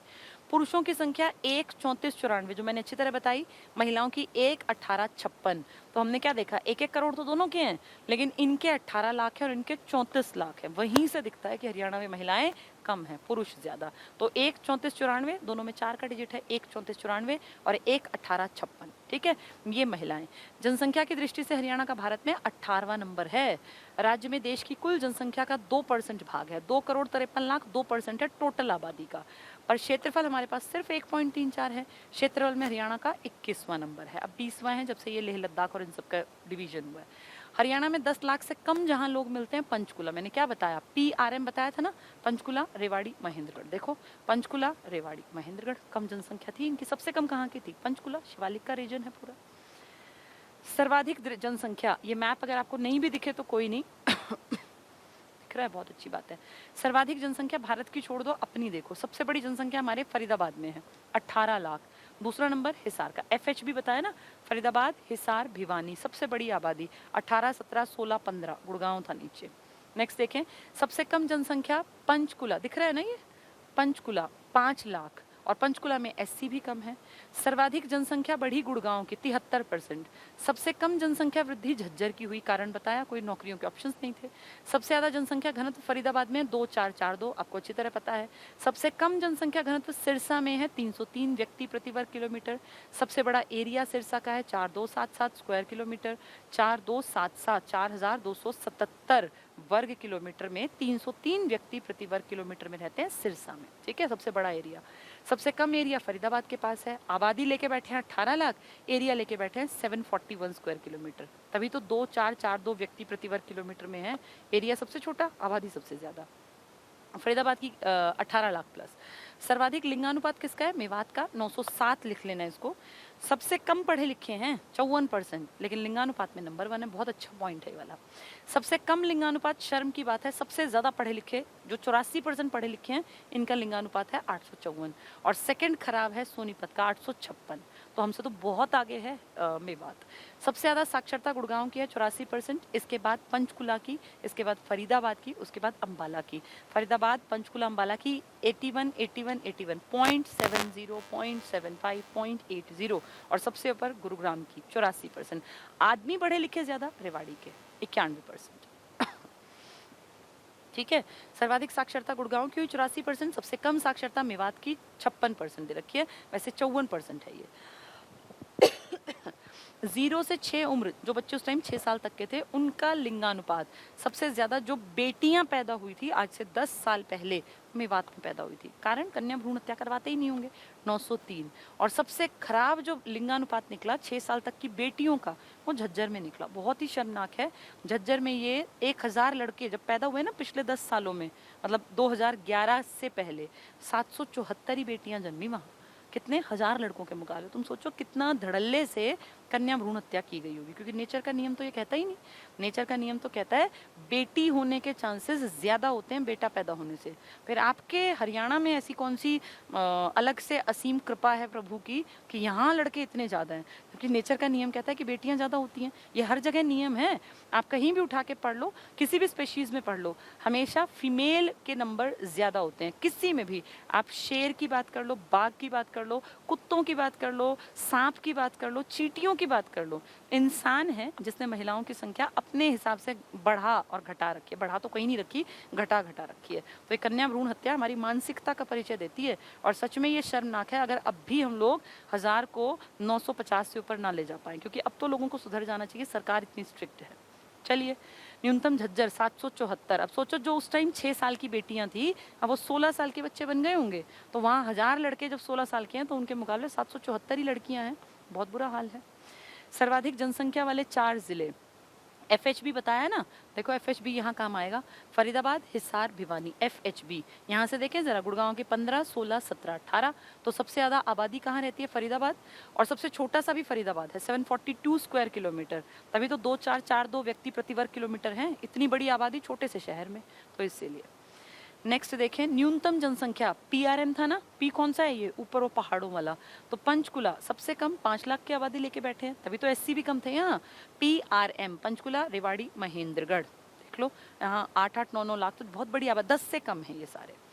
जनसंख्या वृद्धि दर, जनसंख्या बढ़ी थी, बिल्कुल बढ़ी थी, वो तो बढ़ेगी ही बढ़ेगी, जनसंख्या तो भारत में बढ़ेगी ही बढ़ेगी।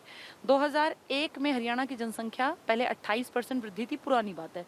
वर्ष 2011 में वृद्धि दर 19.9 थी, तो उसमें 8% की कमी हुई थी पहले के मुकाबले। वैसे पूछे वृद्धि दर कितनी थी 10 साल पहले, तो 19.9, इतनी जनसंख्या में फर्क आया था। ठीक है, सर्वाधिक जनसंख्या वृद्धि कहाँ हुई, कहाँ बढ़े? जहाँ नौकरियों के अवसर दिखे, तो गुड़गांव की तरफ भागे होंगे लोग। गुड़गांव में सबसे ज्यादा आबादी में उछाल आया। मेवात में टोटलिटी बढ़ी थी, ठीक है, मेन वही है, तो गुड़गांव नंबर 1 पे याद रखना। न्यूनतम जनसंख्या वृद्धि कहाँ हुई? झज्जर में, सिर्फ 8% की वृद्धि। जींद अंबाला में भी ज्यादा लोग नहीं बढ़े। जनघनत्व, जनघनत्व क्या बताया? 1 वर्ग किलोमीटर में कितने लोग रहते हैं? तो आपके यहाँ देश से तो ज्यादा ही है, देश में 382 का एवरेज है, आपका 573 का। आपका एक तरफ सिरसा है 303 व्यक्ति लेके बैठा है, और एक तरफ आपका 2442 का आंकड़ा लेके फरीदाबाद, तो बहुत अंतर है आपके यहाँ। 2011 की जनगणना के अनुसार हरियाणा का जनसंख्या घनत्व 573 व्यक्ति प्रति वर्ग किलोमीटर है, जो भारत के राष्ट्रीय औसत 382 व्यक्ति प्रति वर्ग किलोमीटर से 95 व्यक्ति प्रति वर्ग किलोमीटर ज्यादा है। तो हम पूरे देश के एवरेज से ज्यादा है, क्योंकि हमारा उपजाऊ इलाका है। जनसंख्या घनत्व में हमारा नंबर है 11वां, ठीक है। आबादी में आपका नंबर कितना है? 18वां जनसंख्या में, और जनसंख्या घनत्व में कितना है? 11वां। 4 जिले जहाँ सबसे पास लोग रहते हैं, तो फरीदाबाद, गुड़गांव, दोनों में देखो, एक 2400 है, एक 1200 है। तो सबसे ज्यादा आबादी भी तो यही थी। कहाँ थी? FHB में। F का मतलब फरीदाबाद, H मतलब हिसार, हिसार बहुत बड़ा है, तो वहाँ कंजेशन नहीं है। B का मतलब है भिवानी, वो भी काफी बड़ा था। तो FHB में से हिसार और भिवानी को भूल जाओ, आबादी ज्यादा है लेकिन एरिया भी ज्यादा है। फरीदाबाद में सबसे ज्यादा आबादी थी, एरिया छोटा, और नीचे था गुड़गांव, वहां भी आबादी थी 15 लाख, एरिया छोटा। तो इस हिसाब से सबसे ज्यादा घनत्व कहाँ मिलेगा? फरीदाबाद और गुड़गांव। 2442 और 1200 प्लस, 1204 है तो 1200 भी याद रखो, कोई दिक्कत नहीं है। न्यूनतम जनघनत्व सबसे कम, तो जो बड़े बड़े हैं ना, बड़े बड़े कौन से आपके दिमाग में आते हैं? सिरसा, हिसार, भिवानी, यही बड़े हैं हमारे एरिया, यहीं कम मिलेगी। तो सिरसा में 303 व्यक्ति रहते हैं 1 वर्ग किलोमीटर में, इतना बड़ा है, 4, 2, 7, 7 वर्ग किलोमीटर है, तो रहेंगे ही रहेंगे। तो भिवानी भी बहुत बड़ा है एरिया में, तो 342 है। फिर फतेहाबाद, हिसार, यही तो पट्टी है बड़ी, आपके दिमाग में जो बड़ा एरिया आता है हरियाणा का वो वही तो पट्टी है, उसमें ही हैं कम लोग। सिरसा का सबसे कम है 303। सबसे ज़्यादा कंजेशन कहाँ है? फरीदाबाद और गुड़गांव में। एरिया छोटे, आबादी ज़्यादा। लिंगानुपात जो बेहद शर्मनाक था, 2011 की जनगणना के अनुसार हरियाणा का लिंगानुपात 879 है, जो 2011 से थोड़ा सा ज़्यादा था। अब हम प्राउड से कहते हैं अगर जनगणना टाइम पे होती कि 2021 में ये 2011 से इतना ज़्यादा है, क्योंकि अब उम्मीद थी कि 900 क्रॉस करेगा ये। ठीक है, लिंगानुपात की दृष्टि से हरियाणा का भारत में 31वां स्थान है। आप सबसे पीछे हैं, हर राज्य आपसे आगे है। यूटी कुछ आपसे पीछे हैं, जिनमें दिल्ली जैसे भी हैं, चंडीगढ़ जैसे भी हैं, लेकिन आपके यहाँ की आबादी, पूरे भारत की आबादी की अगर बात करें, यूटी को भूल जाओ, हर स्टेट में लास्ट में है आपका नाम। किस चीज़ में? लिंगानुपात में। सबसे कम लिंगानुपात है पूरे भारत में हमारा। सबसे बढ़िया लिंगानुपात जो कम पढ़े लिखे हैं उनका है, तो सर्वाधिक कह रहे हैं ना सबसे बढ़िया, तो मेवात 54% लोग पढ़े लिखे थे, लेकिन लिंगानुपात देखो 907।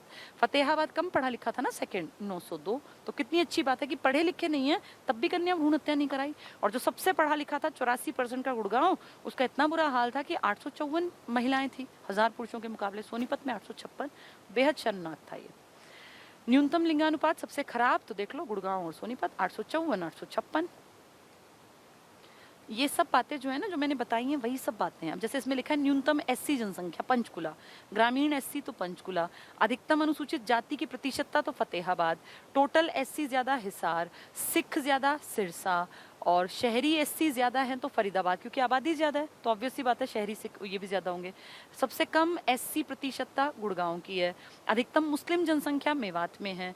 न्यूनतम शहरी एससी जो है वो रेवाड़ी में है। साक्षरता दर कितने परसेंट बताइए? 75% ना। गांव पूछे तो 4 घटा देना 71, शहर पूछे तो 8 जोड़ देना, तो 75 में 8 जोड़ो 83। औरतों के पूछे तो 10 घटा देना, आदमी पूछे 9 जोड़ देना, 75 को याद रखना बस। 2011 की जनगणना के अनुसार राज्य की कुल साक्षरता दर 75%। पुरुषों की साक्षरता है तो 9 जोड़ दो 84, महिलाओं की साक्षरता है 10 घटा दो 65। सर्वाधिक साक्षरता दर गुड़गांव की है, आपको अच्छी तरह बताया मैंने 84%। सबसे कम साक्षरता दर मेवात नूह की है 54%, लेकिन लिंगानुपात उल्टा कर दो, सबसे बढ़िया है मेवात का और सबसे खराब है गुड़गांव का। तो जो ज्यादा पढ़े लिखे हैं ना उनका सबसे खराब, और जो सबसे कम पढ़े लिखे हैं उनका बेस्ट है। हरियाणा की कुल साक्षरता 75% है। ठीक है, गांव पूछे तो तुमने 4 घटा दिए 71, शहर पूछे तो 8 जोड़ दिए 83। हरियाणा की पुरुषों की साक्षरता है तो 84, 75 में 9 जोड़ दिए। हरियाणा की स्त्री की साक्षरता है तो इसमें हमने 10 जोड़ दिए, 65 पॉइंट समथिंग है, 66 लिख दिया। हरियाणा में सबसे ज्यादा पुरुष कहाँ पढ़े लिखे हैं? रेवाड़ी 91%। ये मैंने खास बताया ना, अगर टोटल पढ़े लिखे कहें तो गुड़गांव, महिलाएं पढ़ी लिखी कहें तो भी गुड़गांव, लेकिन पुरुष पढ़े लिखे कह दें तो आप कहोगे रेवाड़ी में। क्या रेवाड़ी में आबादी ज्यादा थी? नहीं। पीआरएम याद करो, पीआरएम में क्या था? पंचकुला रेवाड़ी, तो आबादी में कम था और वहाँ पढ़े लिखे आदमी सबसे ज्यादा है, 91% आदमी वहाँ के पढ़े लिखे हैं। गुड़गांव के नहीं है इतने। भारत की साक्षरता 74% है, ये इंडिया के बारे में। हमारे पुरुषों की 82%, महिलाओं की 65%। आप हरियाणा की बात ध्यान से पढ़ना ज्यादा, ठीक है।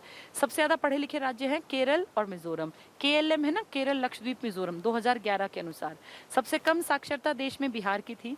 सबसे कम साक्षरता आपके यहाँ मेवात की है 54%, लेकिन लिंगानुपात सबसे बेस्ट है 907 का। सबसे ज्यादा साक्षरता आपके हरियाणा में गुड़गांव की है 84%, पर सबसे खराब है लिंगानुपात 854। सर्वाधिक साक्षरता वाले 4 जिले सबसे पढ़े लिखे, तो मैंने आपको याद कराया था, क्या था वो? जीपीएफ था ना, गुड़गांव, पंचकुला, फरीदाबाद, अंबाला। देखो 81 81 81 अभी भी बताया था, 0.7570, ये थोड़ा उल्टा लिख दिया है, इनको ठीक कर लेना। ये 70 आएगा, ये 75 आएगा, ये 80 आएगा, और ये 84। यानी सबसे पढ़े लिखे लोग गुड़गांव में हैं, उसके बाद पंचकुला में, उसके बाद फरीदाबाद में, उसके बाद अंबाला में। ठीक है। न्यूनतम साक्षरता में 2 याद रखना बस, पहला दूसरा। मेवात में सबसे कम पढ़े लिखे 54 और फतेहाबाद में 67। इन दोनों का ही लिंगानुपात फर्स्ट और सेकंड है।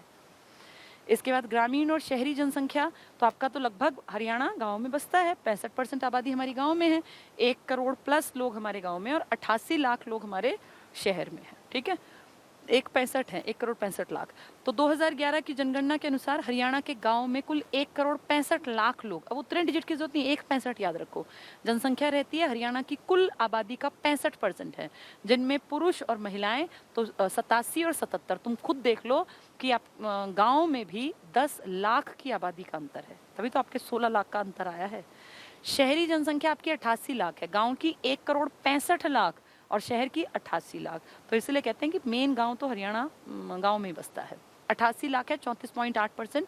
पुरुषों की जनसंख्या 47 लाख और महिलाओं की 41 लाख।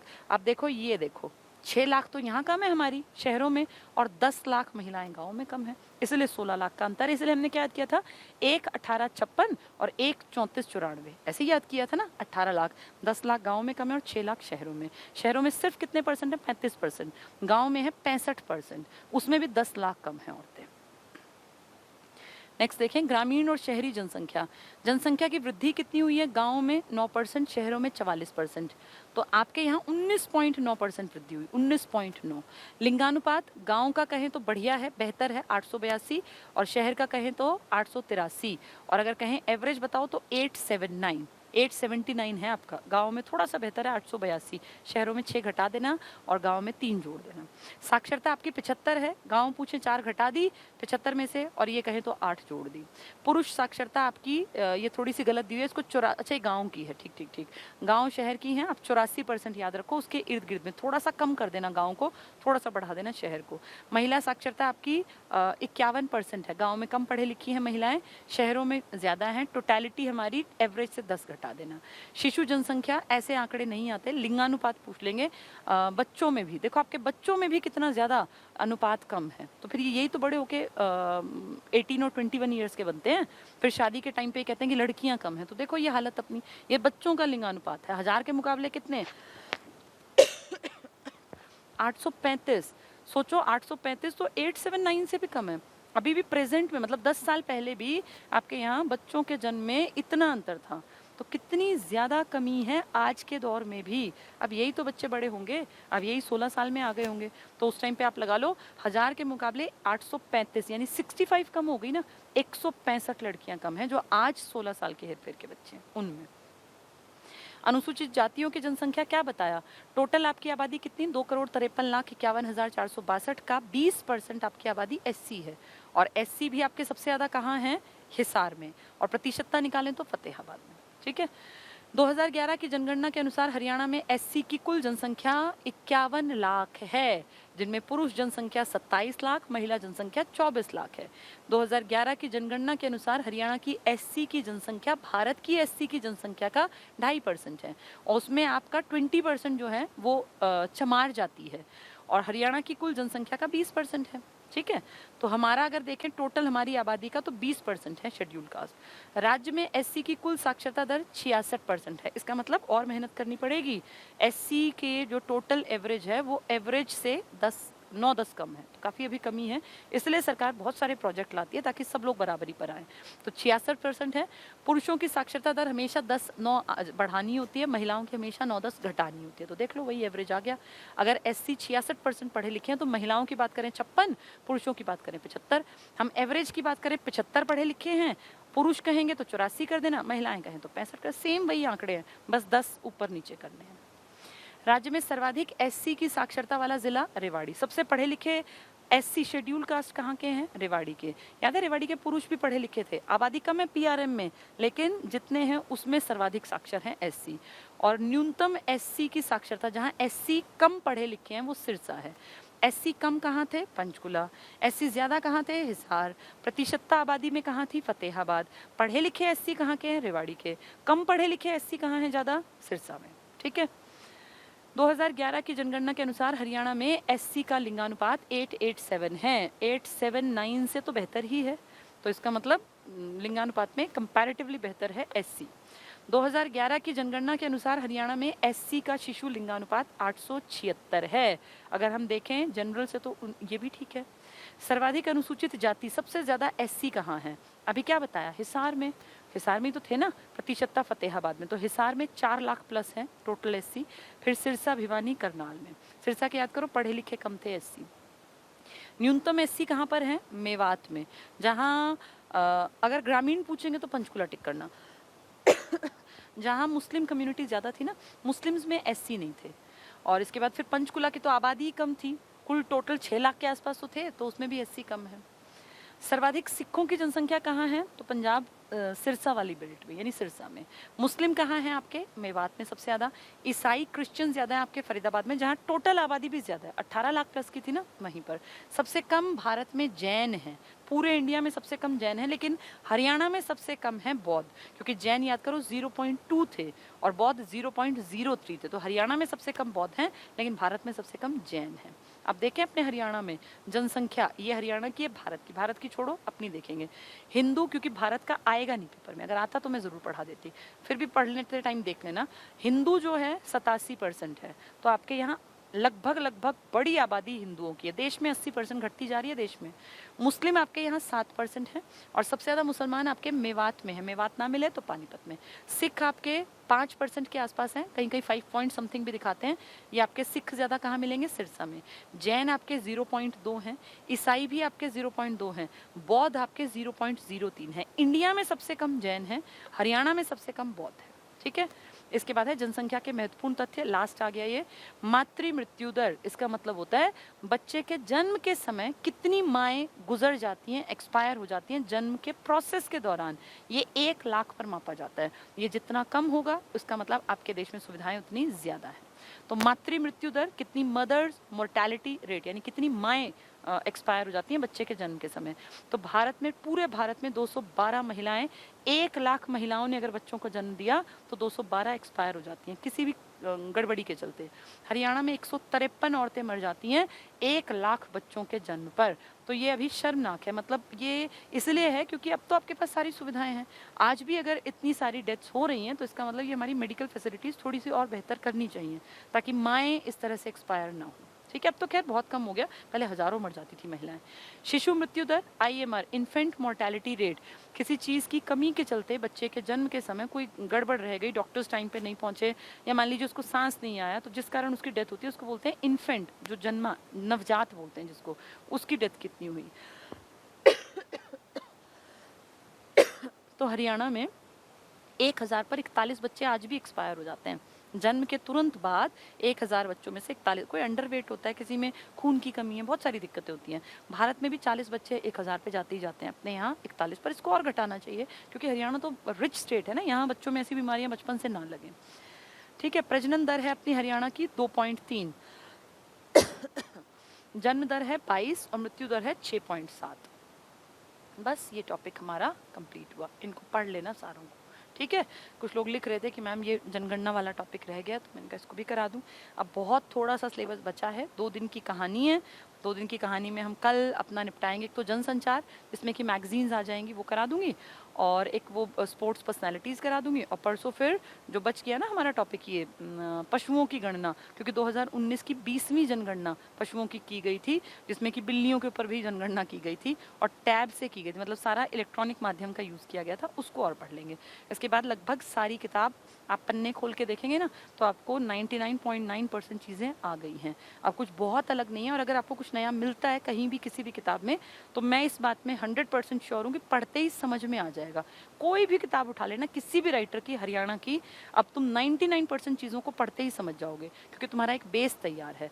सब कुछ तो कभी भी किसी को नहीं आता, मैं भी अब रोज़ पढ़ती हूँ, रोज़ सीखती हूँ, लेकिन ये होता है ना कि हाँ भाई बेसिकली चीज़ समझ में आ गई, उतना आप लोगों ने कर लिया।